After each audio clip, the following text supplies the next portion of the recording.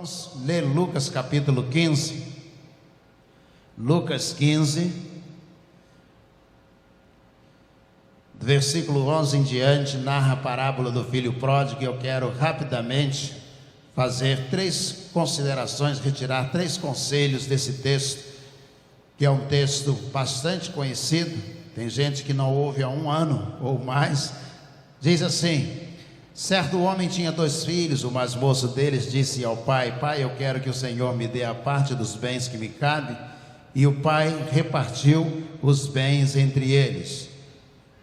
Passados não muitos dias, o filho mais moço, juntando tudo que era seu, partiu para uma terra distante. Lá desperdiçou todos os seus bens, vivendo de forma desenfreada. Depois de ter consumido tudo, sobreveio àquele país uma grande fome, e ele começou a passar necessidade. Então foi pedir trabalho a um dos cidadãos daquela terra, e este o mandou para os seus campos a fim de cuidar dos porcos. Ali ele desejava alimentar-se das alfarrobas que os porcos comiam, mas ninguém lhe dava coisa alguma. Então, caindo em si, disse: quantos trabalhadores de meu pai têm pão com fartura, e eu aqui estou morrendo de fome? Vou me arrumar, voltar para o meu pai e lhe dizer: pai, pequei contra Deus e diante do Senhor, já não sou digno de ser chamado seu filho, trata-me como um dos seus empregados. E arrumando-se foi para o pai. Vinha ele ainda longe quando seu pai o avistou, e compadecido dele, correndo, o abraçou e beijou. E o filho lhe disse: pai, pequei contra Deus e diante do Senhor, já não sou digno de ser chamado seu filho. O pai, porém, disse aos seus servos: tragam depressa a melhor roupa e vistam nele, ponham um anel no dedo dele, sandálias nos seus pés. Tragam e matem o bezerro gordo, vamos comer e festejar. Porque este meu filho estava morto e reviveu, estava perdido e foi achado, e começaram a festejar. Ora, o filho mais velho estava no campo. Quando voltava, ao aproximar-se da casa, ouviu a música e as danças. Chamou um dos empregados e perguntou o que era aquilo, e ele informou: o seu irmão voltou, e por tê-lo recuperado com saúde, seu pai mandou matar o bezerro gordo. O filho mais velho se indignou e não queria entrar. Saindo, porém, o pai procurava convencê-lo a entrar, mas ele respondeu ao seu pai: faz tantos anos que sirvo o Senhor e nunca transgredi um mandamento seu, mas o Senhor nunca me deu um cabrito sequer para fazer uma festa com os meus amigos. Mas quando vê seu filho que sumiu com os bens do Senhor, gastando tudo com prostitutas, o Senhor mandou matar o bezerro gordo para ele. Então o pai respondeu: meu filho, você está sempre comigo, tudo que eu tenho é seu. Mas era preciso festejar e alegrar-se, porque este seu irmão estava morto e reviveu, estava perdido e foi achado. 3 conselhos na experiência do filho pródigo. Vamos orar? Senhor, muito obrigado, ó Deus, por rever as crianças, o Ministério Conectar, a tia Paulinha e algumas professoras. Muito obrigado, ó Deus, porque o Senhor tem nos abençoado. Vê-los crescerem, ó Deus, mesmo em meio a este tempo difícil, mas abençoados pelo Senhor. Agora, Deus, abençoa-nos também com a Tua palavra. Enche o nosso coração da presença do Senhor. É a nossa oração em nome de Jesus, o nosso Senhor. Amém. Não preciso recontar na íntegra a parábola do filho pródigo. Ela é conhecida, creio que por todos que estão aqui. Mas eu creio que há 3 conselhos, pelo menos, que nós precisamos retirar desse texto. O primeiro deles: o melhor lugar do mundo é junto da família. Vou repetir: o melhor lugar do mundo é junto da família. Você pode dizer juntamente comigo, só a igreja dizer e depois eu vou dizer? Vamos lá: o melhor lugar do mundo é junto da família. A Bíblia diz que determinado dia esse jovem acordou e pensou: deve ter coisa melhor lá do lado de fora. Ele estava redondamente enganado. Ele pensou: se eu conseguir dar uma de esperto junto com meu pai, eu talvez consiga viver uma vida melhor lá fora do que eu estou vivendo aqui dentro.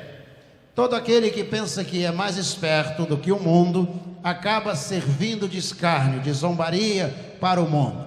Então eu quero dizer a você, adulto que está aqui, a criança também, você que está em casa, que a melhor coisa, o melhor lugar do mundo é junto da sua família, é junto do seu pai, é junto da sua mãe, é junto ao seu esposo, é junto à sua esposa, aos seus filhos. O melhor lugar do mundo é junto da família. Ele pensou: se eu pegar o que meu pai possui, a herança que ele vai deixar para mim, e eu puder ir embora, eu posso viver uma vida do jeito que eu quiser. Evidentemente, ele estava errado, porque toda vez que você acha que você é mais esperto, você vai encontrar alguém mais esperto do que você. O texto diz que ele gastou tudo, perdeu tudo, ou seja, havia próximo dele, ele se aproximou de pessoas que eram mais espertas do que ele, que eram capazes de tirar o que ele possuía. Isso me fez lembrar uma história, uma ilustração. Diz que um homem perdeu uma bolsa com 400 moedas de ouro, e ele ficou desesperado, porque valia muito dinheiro. Sabe o que foi que ele fez? Ele anunciou que ele daria uma recompensa alta a quem achasse a bolsa com as 400 moedas de ouro e devolvesse a ele. Um homem muito pobre encontrou a bolsa, ficou sabendo, e levou a bolsa com as 400 moedas para devolver, para entregar àquele homem rico.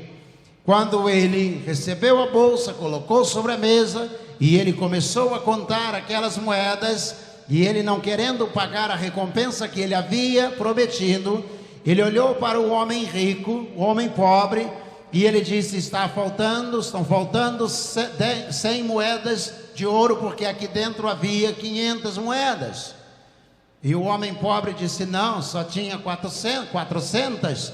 E o homem rico disse: tinha 500, você tirou 100 moedas daqui, não querendo pagar a recompensa. E eles foram à delegacia, naquela discussão, naquele embate, foram parar na delegacia. E quando chegaram lá, sentados os dois, explicaram a situação. O delegado, ouvindo, disse: qual é o problema? E o homem rico disse: eu perdi uma moeda, eu perdi uma bolsa, e ela tinha 500 moedas, e esse homem veio me devolver uma bolsa com 400 moedas. E o delegado olhou e disse: isso é muito fácil de resolver. Quantas moedas tinha na bolsa que você perdeu? E o homem rico disse: 500. E ele disse: quantas tem aqui? 400. Pegou a bolsa, entregou o homem pobre e disse: essa bolsa provavelmente não é a que ele perdeu, pode ir embora levando a bolsa para você. Quando nós paramos para analisar e achamos que somos espertos, que podemos fazer alguma coisa que revele a nossa esperteza, sabe o que vai acontecer? Você sempre vai encontrar alguém mais esperto do que você. A melhor coisa é ficar na casa do Pai, na presença do Pai. Não importa o convite que é feito lá fora, a melhor coisa é ficar na casa do Pai. Segundo conselho: sempre haverá alguém te convidando lá fora, te chamando lá fora. É melhor ficar na casa do Pai.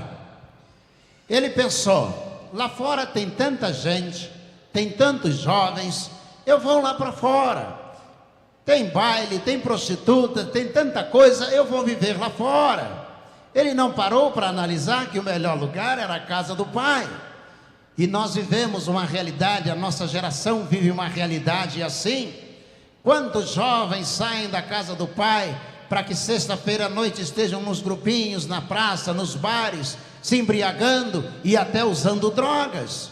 Quantos jovens crescem na presença do Senhor, conhecem a palavra de Deus, conhecem a casa do Pai, conhecem a vontade do Pai, mas sabe o que eles fazem? Eles não conseguem resistir ao convite daquilo que está lá fora. Ele estava na casa do Pai, ele tinha tudo na casa do Pai, mas ele queria sair da casa do Pai, porque ele não era capaz de resistir.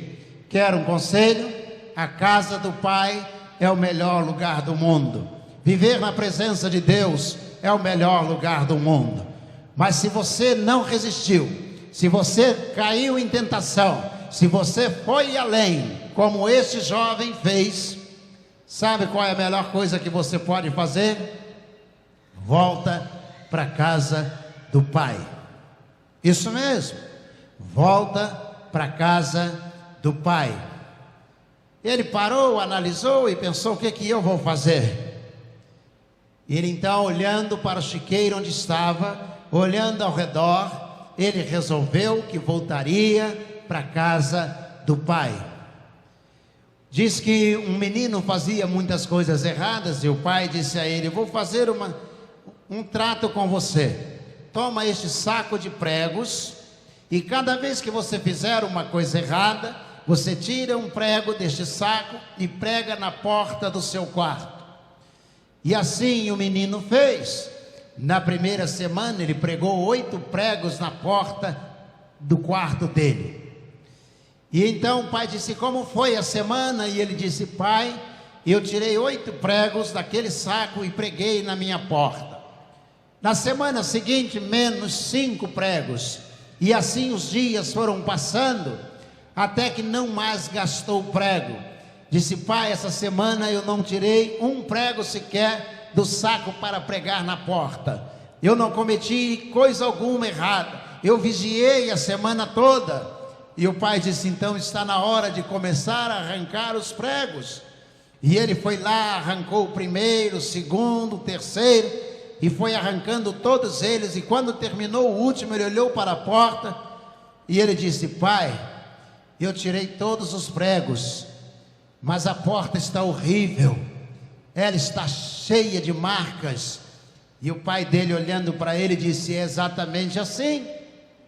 Quando nós fazemos uma coisa errada, nós podemos nos arrepender, nós podemos voltar atrás, mas eu digo a você, meu filho, que as marcas vão ficar para a vida inteira. Durante toda a vida você vai olhar para a sua porta e você vai ver que você cravou pregos nela. Você vai olhar e vai observar que você fez alguma coisa errada. A vida inteira será assim, dessa maneira. É preciso que você possa entender que você deve errar o mínimo possível. Quero dizer aos meninos e meninas, aos adultos: procurem errar o mínimo possível, porque certamente as marcas ficarão na sua vida, na sua memória, no seu coração. Em último lugar, não tenha medo de voltar para a presença de Deus. Quantas pessoas saem da casa do Pai e depois ficam desesperadas, gostariam de voltar, mas não têm mais coragem de voltar para a casa do Pai? Quantas pessoas estão longe de Deus, erraram, pecaram, estão sendo acusadas pelo inimigo, mas não têm mais coragem de voltar à presença de Deus? Diz o texto que nós podemos aprender com o filho pródigo. Ele parou, analisou a situação e disse: eu já sei o que eu vou fazer. Vou voltar para a casa do meu pai. Lá era muito melhor. Não há lugar melhor no mundo do que a casa da nossa família. Não há lugar melhor do que a presença do Pai. Ele disse: eu vou voltar para a presença do Pai. Aqui o Pai é Deus. Ele disse: eu vou voltar para Deus, vou me reconciliar com Deus, eu vou andar com Deus. E ele então começa a retornar. Ele ensaia um discurso, o que ele vai dizer. E quando ele chega, a emoção supera o discurso. Sabe por quê? Porque Deus poderia jogar na cara dele, ou o pai poderia jogar na cara, dizendo: eu te avisei, eu te falei. Mas não, o amor foi colocado em primeiro lugar. Deus nos ama tanto que quando nós decidimos voltar, decidimos viver uma vida correta, Ele está pronto para nos abraçar. Diz a Bíblia: e abraçou e beijou. Ele está pronto para nos receber. Então eu quero dizer a você que você deve estar sempre pronto para voltar à presença de Deus. Nunca pense que Deus não vai te receber. Nunca pense que Deus não vai te perdoar. Nunca pense que Deus deixou você abandonado e que Ele está de mal com você e não quer mais falar com você. Ele disse: vou voltar para a casa do meu pai. E ele voltou, e o pai o recebeu. E ele não possuía mais nada para oferecer, a não ser a própria vida. A coisa mais preciosa que você tem para oferecer a Deus é a sua própria vida.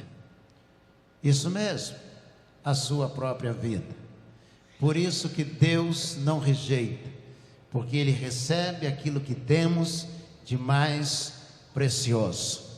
Lembro-me que estava pregando certa vez em Rio das Flores. Era uma igreja que precisava ser ajudada. Ela tinha um grupo pequeno, apenas 4 pessoas ficaram na igreja. E a igreja foi definhando, e o pastor Walter, presidente da junta de evangelização, assumiu o compromisso de ajudar aquela igreja a se restabelecer. E como seminarista fui pregar naquela igreja durante um período. E um dia estava pregando e um homem veio embriagado, muito embriagado, e ele se aproximou, parou diante do púlpito, e ele me olhou e disse: pastor, eu era seminarista, mas ele disse: pastor, será que eu posso entregar minha vida a Deus do jeito que eu estou? E ele achava, porque estava embriagado, que Jesus não iria recebê-lo. Por estar do jeito que estava, Jesus não estava desejoso de tê-lo em suas mãos. E eu disse a ele: a Bíblia nos ensina que devemos vir do jeito que nós estamos. Se de todo o coração o Senhor quer entregar a sua vida a Jesus, ele recebe o Senhor. E ele entregou a vida dele a Jesus aquela noite, e ele se tornou um evangelista, e ele ganhou almas para Jesus. Sabe por quê? Porque o melhor lugar que existe é estar junto do Pai. O melhor lugar é junto do Pai. Este é o melhor lugar para que possamos estar. Você está junto do Pai? Coloque a sua vida junto do Senhor. Deixe eu orar por você, se você sentir o desejo. Deixe eu orar por você neste momento. Feche os seus olhos. Onde quer que você esteja, em casa, se você estiver na rua, assistindo pelo seu celular, creia neste momento: o melhor lugar do mundo é perto do Pai, é perto de Deus, é perto de Jesus, o nosso Senhor. Se sentir o desejo, diga esta noite: Deus, eu quero ficar perto do Senhor. Eu estou decidindo esta noite que eu quero andar com o Senhor. Eu quero uma vida nova. Há muitas pessoas me convidando lá fora, mas eu quero uma vida nova. Eu quero andar na presença do Senhor. Você quer fazer isto? Então entregue sua vida a Jesus. Aí mesmo onde você está, se sentir o desejo de entregar a vida a Jesus, escreva, mande uma mensagem pelo Facebook ou YouTube, dizendo: esta noite eu entrego a minha vida a Jesus, pastor. Coloque a sua vida, ou diga: eu estou voltando para a presença do Pai, porque eu quero viver na presença de Jesus. Você quer fazer isto? Vamos orar. Senhor, nosso Deus, nosso Pai, nós te agradecemos esta noite pelas pessoas que estão cultuando ao Senhor aqui no templo, ou pelo aparelho do celular, ou pelo Smart TV. Ó Deus, abençoa, ó Deus, cada casa, cada família. Abençoa, ó Deus, nesta hora, a vida que se coloca nas mãos do Senhor. É a nossa oração, em nome de Jesus, o nosso Senhor. Amém. Amém. Amém ou não amém?